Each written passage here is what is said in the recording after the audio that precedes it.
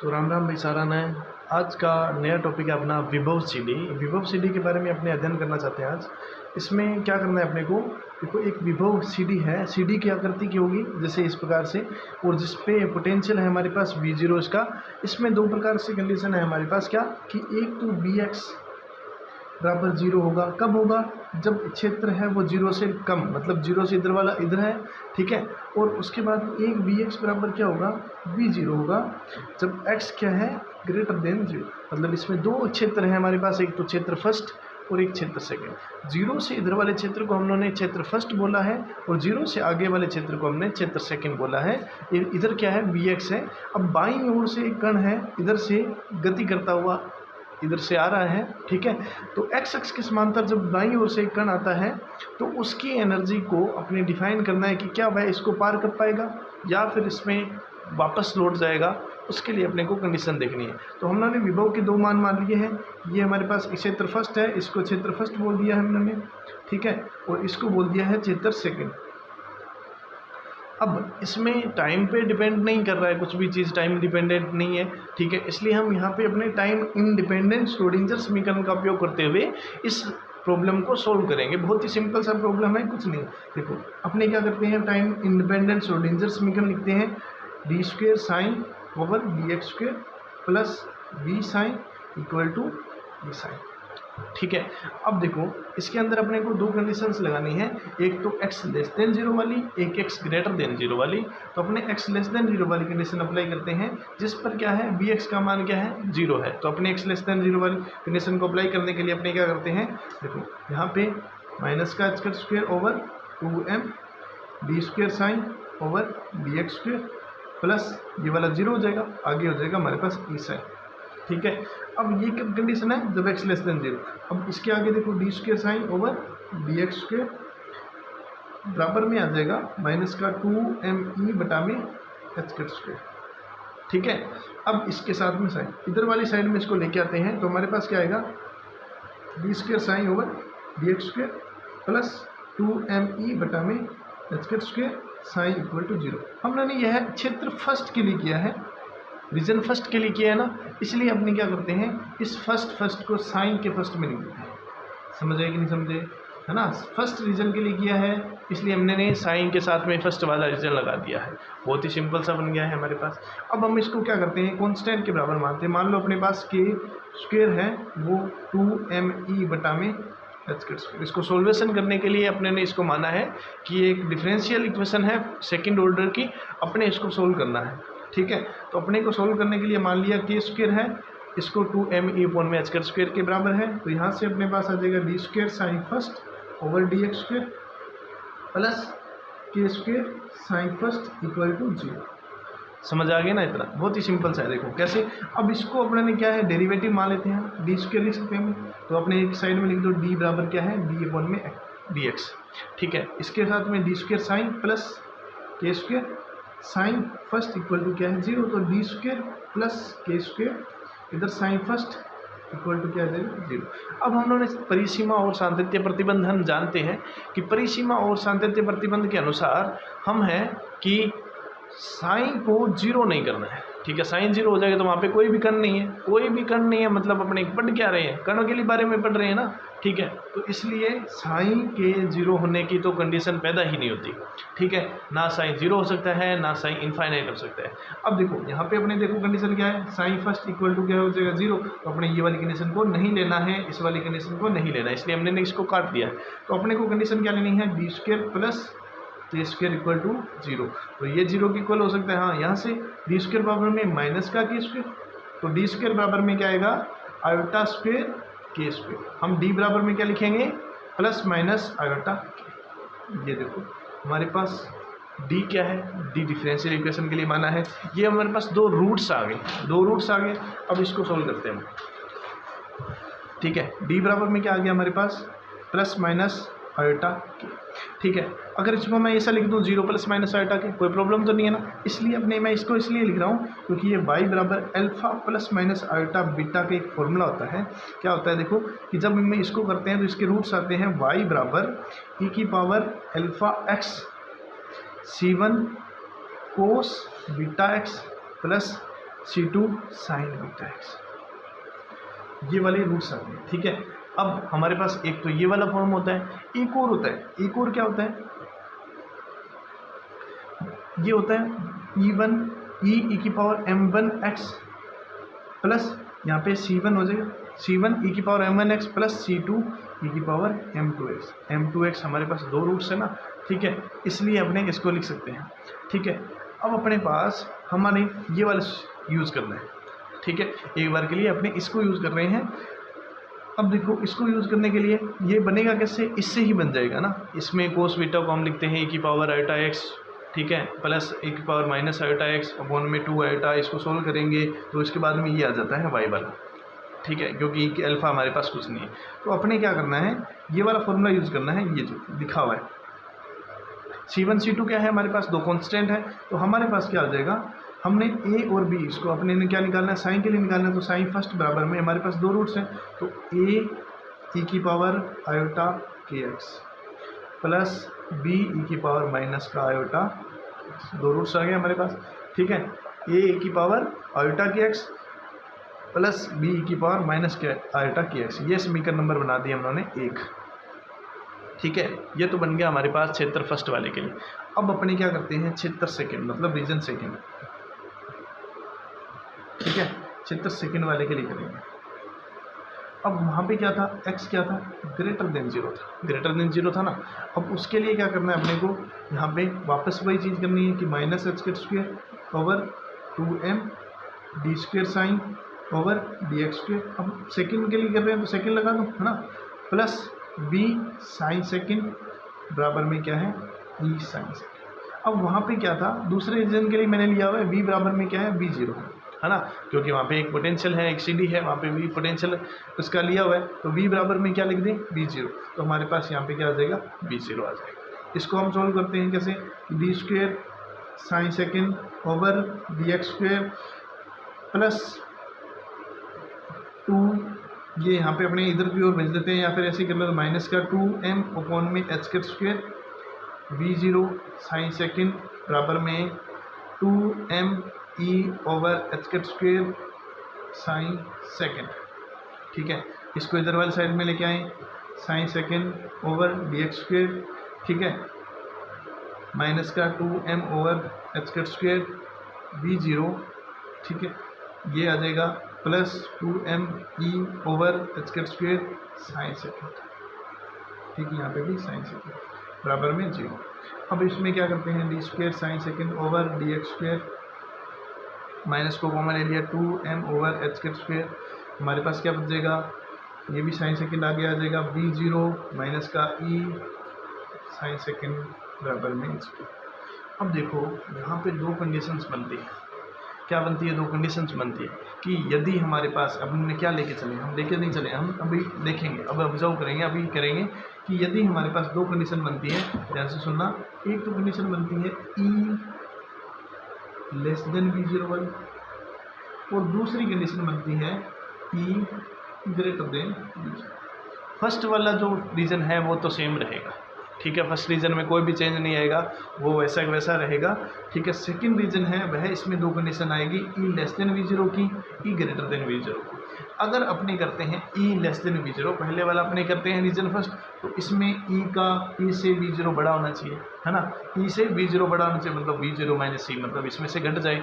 ठीक है, इसलिए इस v0 को हमने आगे लिखा, तो अपने क्या करते हैं, पहले वाला रीजन यूज करते हैं e लेस देन v0 के लिए। ठीक है, तो इसके लिए अपने क्या करते हैं, इस वाली इक्वेशन के आधार पर अपने क्या करेंगे, डी स्क्वायर साइन सेकेंड बटा में डी एक्स स्क्वायर माइनस का 2m बटा में एच स्क्वायर, यह आ जाएगा v0 माइनस का e sine second equal to 0। अब इसको भी हम लोगों ने एक ये वाला कंडीशन है, इसको अपने मान लेते हैं कोई कांस्टेंट। ठीक है, कोई कांस्टेंट मानते हैं, मतलब के डैश मान लेते हैं या अल्फा मान लेते हैं, अल्फा 2m बटा में एच स्क्वायर v0 माइनस का, ठीक है, ये अल्फा स्क्वायर के बराबर मान, अल्फा स्क्वायर के बराबर में हमने मान लिया 2m over H square v0 minus. तो यहाँ पे वैल्यू रखते हैं अपने इसके बाद में, तो डी स्क्वायर साइन सेकेंड बटा में डी एक्स स्क्वायर माइनस का alpha square sine second equal 0। ठीक है। अब वही चीज़ अपने को क्या करनी है, दोहरानी है। कैसे कि अपने इसको लिखेंगे D square sine second minus का alpha square sine second equal to 0। तो वही कॉमन ले लो, D square minus alpha square sine second equal to 0। तो हमारे पास क्या है, sine second is not equal to 0, है ना, ये नॉट इक्वल टू 0 रहेगा हमें, ठीक है। तो इसलिए हमारे पास आ जाएगा डी स्क्वायर बराबर में अल्फा स्क्वायर। तो डी स्क्वायर बराबर में या फिर डी बराबर में क्या आता है, प्लस माइनस अल्फा, ठीक है। प्लस माइनस अल्फा आएगा तो अपने दो रूट्स आ गए हमारे पास, एक तो प्लस का अल्फा और एक माइनस का अल्फा। अपने किसके देख सकते हैं, एक तो प्लस का अल्फा एक माइनस का अल्फा। तो हमारे पास फॉर्मूला दिया हुआ है कि साइन सेकेंड बराबर में क्या होगा, सी ई की power alpha X plus B E की पावर माइनस अल्फा एक्स। अब देखो ये हमारे पास दो वेव फंक्शन आ गए। मतलब क्या हुआ इसका कि हमारे पास दो वेव फंक्शन क्या बताते हैं कि कण के आगे जाने की प्रायिकता बताते हैं। साइन फर्स्ट वाला वो पार्ट है वो तो बताता है इसके रीजन में, इस रीजन में किस प्रकार से उसकी गति हो। साइन सेकेंड वाला पार्ट बताता है इस रीजन में उसकी गति किस प्रकार से हो, ठीक है। अब हमारे पास एक सबसे पहले एनर्जी क्या ली थी हम लोगों ने, E लेस देन V0, मतलब इस V0 से उसकी एनर्जी क्या है, कम है, ठीक है। तो अब देखो इससे कम है एनर्जी, इसके लिए पार्ट कर रहे हैं, ठीक है। तो यहाँ पे अपने क्या करते हैं कि दूसरा कंडीशन आया है हमारे पास, क्या आया था, C की power alpha X plus D की पावर माइनस अल्फा एक्स, ठीक है। हमारे पास देखो कि ये इधर की ओर जा रहा है, ये वाला सी की power alpha X second region के अंदर एक्स अक्ष के इधर की ओर जाने को बताता है, और जो डी की पावर माइनस अल्फा एक्स है, जो माइनस एक्स है वो माइनस एक्स बताता है ये इधर की ओर आ रहा है, ठीक है। पार्टिकल है वो रेंडमली मूव कर रहा है, ये इधर की ओर आ रहा है, और सी की पावर अल्फा एक्स बताता है ये इधर की ओर जाएगा, ठीक है। अब यदि हम लोगों ने देख लिया कि यहाँ पे इनफाइनाइट दूर तक ऐसा ही चलता रहेगा, इनफाइनाइट टाइम तक इतना ही चलता रहेगा, मतलब एक्स इनफाइनाइट तक ऐसे जाएगा, ठीक है। यदि हम लोगों ने यहाँ पे इनफाइनाइट रख दिया है ना, यदि हमने सी ई की पावर इनफाइनाइट रख दिया, अल्फा के साथ में इनफाइनाइट हो, तो ये पूरा क्या हो जाएगा, साइन का जो सेकेंड वाला फंक्शन है वो सी की ई की पावर अल्फा रखने के बाद में ई की पावर अल्फा होती है इनफाइनाइट, ठीक है। तो साइन सेकेंड वो क्या हो जाएगा, इनफाइनाइट चला जाएगा।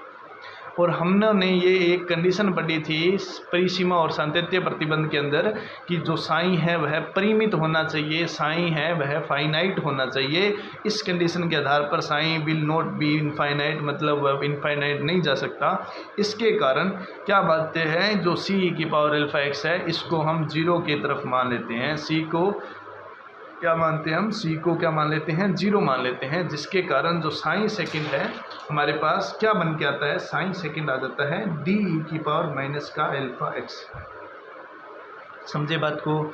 ये इधर वाला क्या बताता है, ये परावर्तन को बताता है कि वहाँ से वह कण है वह परावर्तित होगा, ठीक है। और अल्फा एक्स जो आगे है वो आगे की ओर जाने को बताता है। इसके कारण हम लोगों ने सी की पावर अल्फा एक्स को क्या कर दिया है, 0 कर दिया है। तो हमारे पास दो कंडीशन आती है, देखो ये हमारे पास समीकरण नंबर 2 है। तो हम समीकरण 1 व 2 को इकट्ठा लिख लेते हैं।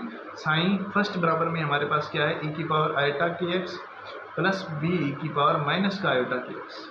इसके साथ साथ में साइन सेकेंड को लिख लेते हैं डी की पावर माइनस का अल्फा लिख लिया, ठीक है। ये हमारे समीकरण नंबर 1, ये हमारे समीकरण नंबर 2, ठीक है। इन दोनों समीकरणों को हल करते हुए हमने क्या निकालना है, इसका जो कांस्टेंट है ए बी और डी, सी का मान तो हमारे पास मिल गया, हमें पता लग गया सी है यहाँ पे 0 है। तो हमने क्या निकालना है, इन कांस्टेंट का मान निकालना है।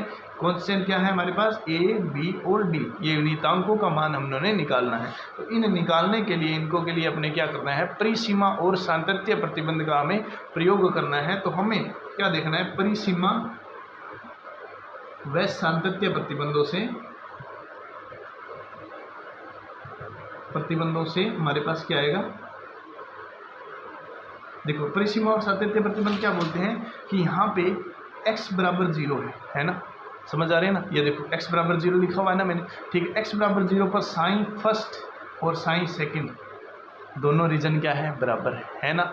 ये बात समझ आ रही है ना आपको, फील कर रहे हो ना इस बात को, ठीक है ना। साइन फर्स्ट x बराबर 0 पर sine first is equal to किसके हैं, साइन सेकंड के, फील करना इस बात को, ठीक है ना।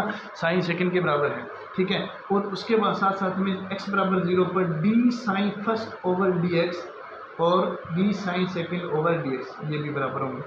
समझ रहे हो ना बात को। ये क्यों कर रहा हूँ मैं, परिसीमा और सातत्य प्रतिबंध के अनुसार कर रहा हूँ। हमें क्या करना है, देखो हम लोगों ने परिसीमा सातत्य प्रतिबंध पढ़े थे, उसमें भी ऐसा ही आया था कि x बराबर 0 या फिर अपने क्या करते हैं साइन, और साइन के जो मान है वो सतत होंगे, D sine over D X, D sine over D Y, D sine over D Z, ये भी क्या होंगे, सतत फलन होंगे। इसके कारण हम लोगों ने इसका फर्स्ट डेरिवेटिव है x बराबर 0 रखने के बाद में ये दोनों एक दूसरे के बराबर, साइन फर्स्ट और साइन सेकंड ये भी बराबर है, ठीक है। हम परिसीमा और सातत्य प्रतिबंध का उपयोग करते हुए, तो हम इसका उपयोग इन समीकरणों में करते हैं। तो साइन फर्स्ट है, साइन फर्स्ट के अंदर अपने x बराबर 0 रखते हैं, तो हमारे पास a e की पावर आयोटा के एक्स प्लस b e की पावर माइनस का आयोटा के एक्स बराबर में हमारे पास क्या है, d e की पावर माइनस का अल्फा एक्स, ये है ना, ठीक है। तो इसके अंदर x बराबर 0 रखने पर e की पावर 0 1, e की पावर 0 1, e की पावर 0 1, तो a प्लस b बराबर में हमारे पास d, ये समीकरण नंबर बनेगी हमारी 3। समझे इस बात को, इस वाली कंडीशन को हम लोगों ने लगाया है, उसके अंदर वैल्यू पुट की है x बराबर 0। अब आते हैं दूसरी कंडीशन के आधार पर। दूसरी कंडीशन में क्या है हमारे पास, दूसरी कंडीशन है हमारे पास ये d sine first over dx बराबर में हमारे पास d sine second over dx। Sine first क्या है हमारे पास, समझ रहे हैं बात ना, साइन फर्स्ट हमारे पास क्या है, a की पावर आयोटा की एक्स प्लस b की पावर माइनस आयोटा की एक्स बराबर में हमारे पास क्या है, d की पावर माइनस का अल्फा एक्स, ठीक है। अब इसका हमें क्या करना है, डिफ्रेंशिएशन करना है। डिफ्रेंशिएशन कर देते हैं, आयोटा के आगे आ जाएगा a की पावर आयोटा की एक्स प्लस नहीं माइनस आयोटा के b की पावर माइनस आयोटा की एक्स बराबर में माइनस का अल्फा d की पावर माइनस अल्फा एक्स। समझे बात को। अब अपने को क्या करना है, कंडीशन अप्लाई करनी है x बराबर 0 वाली। x बराबर 0 के अप्लाई करते हैं तो यहाँ पे e की पावर 0 क्या हो जाएगा, 1 हो जाएगा, ठीक है ना। तो यहाँ पे भी आयोटा के a माइनस का आयोटा के b बराबर में माइनस का अल्फा इंटू में d, ये चीज़ आई ना हमारे पास, ठीक है। अब ये देखो इस आयोटा के को कॉमन ले लो, हमारे पास क्या बचेगा, a माइनस बी बराबर में अल्फा डी, यहाँ पे a माइनस बी को छोड़ा, माइनस का अल्फा ओवर आयोटा के इधर आ जाएगा d, ये हमारे पास समीकरण नंबर बन गई है 4। समझे ना बात को, बहुत ही सिंपल सी समीकरण में ये समीकरण है जो पहले वाली बराबर में d है निकाला था हम लोगों ने, ये समीकरण नंबर 3 थी, मैं इसको भी साथ में लिख लेता हूँ। अब मेरे को किसका मान निकालना था, हमें निकालना था मान है जो a b c d इनका मान निकालना है। c का मान हमें मिल गया है, a b और c का मान निकालना है। इसके लिए मैं क्या करता हूँ, इन दोनों का ऐड करता हूँ, समीकरण 3 और 4 को मैं आपस में ऐड करता हूँ। ऐड करने के बाद में क्या आता है, देखो मैं ऐड करूँगा तो हमारे पास 2a आ जाएगा, इधर आ जाएगा हमारे पास 1 माइनस अल्फा अपॉन में आयोटा के, इसके साथ में मल्टीप्लाई में d, ठीक है। तो यहाँ पे अपने पास 2a की वैल्यू आई है। उसी प्रकार यदि मैं इसका d क्या करता हूँ, ये समीकरण नंबर 5, इसका मैं क्या करता हूँ, घटाव कर देता हूँ। घटाव करने पर हमारे पास क्या आती है कि घटाव करने पर हमारे पास आएगी नीचे वाला 2b बन जाएगा, ठीक है। उसके बाद में 1 प्लस अल्फा अपॉन में आयोटा के इंटू में बन जाएगा d। समझे ना बात को, इसका योग किया नीचे वाला, यहाँ पे प्लस हो जाएगा, यहाँ पे भी प्लस हो जाएगा, तो ये वाला माइनस हो जाएगा, तो ये आपस में कट जाएगा, तो 2b बराबर में 1 प्लस अल्फा अपॉन में आयोटा के इंटू में d, ये समीकरण नंबर बन गई हमारी 6, ठीक है। इतनी बात समझ गए बात। उसके बाद में क्या करना है, हमें इन समीकरणों का उपयोग करते हुए हमें b बटा a और c बटा a का मान निकालना है। b बटा a और c बटा a का मान निकालने के लिए अपने इनको यूज करेंगे, ठीक है। तो यहाँ पे अपने पास इतनी वैल्यू आ गई। उसके बाद में इन समीकरणों का उपयोग करते हुए हमें किसका मान निकालना है, b बटा a और c बटा a का। तो इसके लिए अपने क्या करते हैं, b के अंदर डिवाइड कर देते हैं, b अपॉन में a, ठीक है। 2b अपॉन में 2a हो जाएगा, 2 से 2 कैंसिल हो जाएगा, तो यहाँ पे अपने पास आ जाएगा आयोटा के प्लस अल्फा अपॉन में आयोटा के इसके साथ b, ठीक है, बटा में आयोटा के माइनस का अल्फा ओवर आयोटा के इधर इसके साथ में भी, ठीक है। तो यहाँ पे आयोटा के से आयोटा कैंसिल, के कैंसिल हो जाएगा, डी से डी कैंसिल हो जाएगा, हमारे पास क्या बचेगा, b बटा a की वैल्यू हमारे पास क्या आ जाएगी, आयोटा के प्लस अल्फा ओवर आयोटा के माइनस का, ठीक है। अब यदि मैं क्या करूँ, इसमें आयोटा को ऊपर नीचे मल्टीप्लाई कर, आयोटा का ऊपर नीचे मल्टीप्लाई करने पर, आयोटा को ऊपर नीचे मल्टीप्लाई करेंगे तो हमारे पास क्या आएगा, ये आयोटा स्क्वायर हो जाएगा, तो माइनस का के प्लस का आयोटा के बटा में यहाँ पे भी माइनस का के माइनस का आयटा के, ऊपर वाले में से माइनस को कॉमन ले तो हमारे पास क्या बचेगा, के माइनस आयटा अल्फा बटा में के प्लस आयटा। ये किसकी वैल्यू आई हमारे पास, बी बटाई। बी बटाई की वैल्यू क्यों निकालनी है अपने को, इसके लिए अपने क्या करेंगे आगे बताएंगे कि क्यों निकालने हैं इस वैल्यू को। ठीक है, यहाँ तक समझ आ गया। उसके बाद में आगे देखिए, आगे अपने को निकालना है सी बटाई, एक सी बटा ए भी निकालना है अपने को। सी तो हमारे पास है नहीं, इसलिए हमें क्या निकालना है, डी बटाई। तो डी बटा ए निकालने के लिए अपने क्या करते हैं, इसको फाइंड आउट करने के लिए अपने क्या करते हैं, चीज़ देखते हैं। ठीक है, तो अपने पहले तो इतना फाइंड आउट किया, बी बटा ए तक का फाइंड आउट किया है ना। उसके बाद में अपने क्या करते हैं, इस वैल्यू को अपने एक कंडीशन होती है जे, जे क्या है यहाँ पे अपने पास प्रायिकता धारा घनत्व। ये क्या है, प्रायिकता धारा घनत्व। अब प्रायिकता धारा घनत्व क्या बताता है कि उसकी कण की प्रायिकता को बताता है कि वह आगे जाएगा या फिर पीछे आएगा। ठीक है, उसकी प्रायिकता को बताता है। तो इसलिए जे बराबर इसका एक फॉर्मूला होता है वी, इसके साथ में ए स्क्वेयर माइनस का बी स्क्वेयर। ठीक है, ये होता है मैग्नीट्यूड के अंदर कि इनके मैग्नीट्यूड क्या है। ठीक है, ये मैग्नीट्यूड में होंगे। ये किसके लिए है, हमारे पास ए और बी कहाँ पे होंगे, एक्स लेस देन जीरो के अंदर, एक्स लेस देन जीरो के अंदर होंगे ना। ठीक है, इसके लिए इसको अपने ए स्क्वेयर माइनस का बी स्क्वेयर करेंगे। ठीक है, अब आगे पता नहीं हमें, एक बार के लिए अपने क्या करते हैं, इतना ही चीज़ करते हैं। अब यहाँ पे v क्या बताता है, v क्या बताता है, v बताता है हमें एच कट के बटा में m।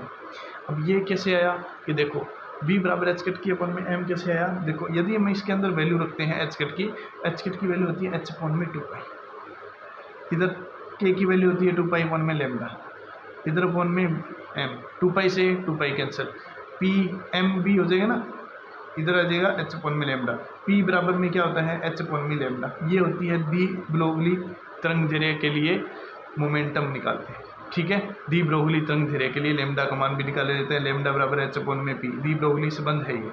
ठीक है ना, इससे हम लोगों ने v का मान निकाला हुआ है। ठीक है, अब ये एक आता है परावर्तन गुणांक। क्या है, परावर्तन गुणांक। ठीक है, परावर्तन गुणांक को निकालने के लिए अपने क्या करते हैं, r का मान लिखते हैं।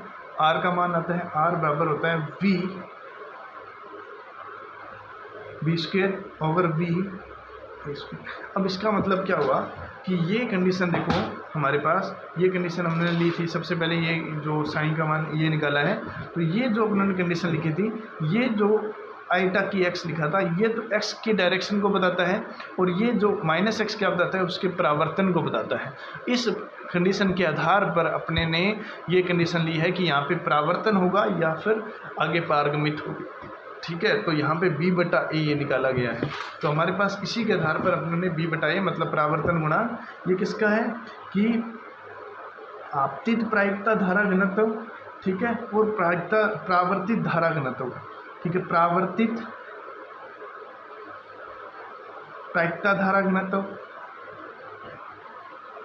ठीक है, प्रायिकता धारा घनत्व बटा में इसकी तीव्रता है, प्रायिकता धारा घनत्व की तीव्रता बटा में हमारे पास आपतित प्रायिकता धारा घनत्व की तीव्रता, इसके अनुपात को ही बोलेंगे ये R। ठीक है, R है, इसको बोलते हैं परावर्तन गुणांक। ठीक है, परावर्तन गुणांक। अब इसके अंदर हमारे पास b से b कट जाएगा, हमारे पास b अपॉन में a का स्क्वायर बचेगा, तो b बटा a का मोड का स्क्वायर। ठीक है, हमारे में b अपॉन में a निकाला हुआ है, तो r का मान हमारे पास आ जाएगा, r का मान हमारे पास आएगा k माइनस का आयटा अल्फा बटा में k प्लस आयटा अल्फा इसका स्क्वायर। अब इसका स्क्वायर बोलते हैं तो जो आयोटा वाली टर्म है वह माइनस आयोटा हो जाती है, एक साथ इसी के साथ में मल्टीप्लाई होगा। देखो कैसे, सम्मिश्र संयुग्मी वाला ऐसे a स्टार a होता है ना, ऐसे ए स्क्वायर के बराबर होगा, तो वो चीज़ है यहाँ पे। तो ये a k minus iota alpha बटा में k प्लस आयोटा अल्फा, इसका मल्टीप्लाई करना है हमें k plus iota alpha upon में k माइनस आयोटा। देखो माइनस वाली चीज़ क्या होगी, प्लस में आयोटा के साथ में जो टर्म होती है वही चेंज होती है और कुछ नहीं है, सम्मिश्र संयुग्मी वाला टर्म है। ठीक है, तो यहाँ पे इससे ये कैंसिल हो गया, इससे ये कैंसिल हो गया, तो जो r का मान हमें प्राप्त हुआ है वह 1 प्राप्त हुआ। इसका क्या मतलब हुआ हमारे पास, देखो कि r मतलब क्या था, परावर्तन गुणांक। तो ये कहने का मतलब है कि जब हमारे पास एनर्जी है वह लेस देन V0 है तो हमारे पास पूर्ण रूप से क्या होगा, परावर्तन होगा। ठीक है, अब इसका ट्रांसमिशन हमारे पास क्या पता लग गया, क्योंकि r प्लस t बराबर में होता है 1। ठीक है, बट अपने पास ट्रांसमिट तो है ही नहीं, हमें पता लग गया कि ए भी यही होता है, एक ही है, तो r बराबर में 1 आ गया है। इसका मतलब क्या हो गया कि ये t क्या होगा, 0, मतलब कि वहाँ से जो प्रकाश की वो जो कण है वह पारगमित नहीं होगा, वह पूरा क्या होगा, परावर्तित होगा। ठीक है, इस बात को समझ आ गया ना। अब अपने पास ये कंडीशन आ गई है। अब हमारे पास एक कंडीशन बची थी कि साइन सेकेंड का मान भी तो है हमारे पास e की पावर अल्फा x। अब ये क्या बताता है, ये बताता है जैसे अपने पास कोई विभव है, ठीक है, इस प्रकार से एक विभव है, इसके अंदर जैसे ये कण इधर से तो आ रहा है, ठीक है, इस कण अंदर कण इधर से आ रहा है, ठीक है, कण इधर से आ रहा है, तो इसके अंदर जाकर ये क्या हो जाता है, इस प्रकार से खत्म हो जाता है, इसके अंदर वेलोसिटी क्या होती है, खत्म हो जाती है। तो परावर्तन गुणांक है वह पूरा इधर की ओर होगा। तो कण क्या है, इसके अंदर क्या बताता है कि यह जो प्रायिकता धारा घनत्व है, प्रायिकता धारा घनत्व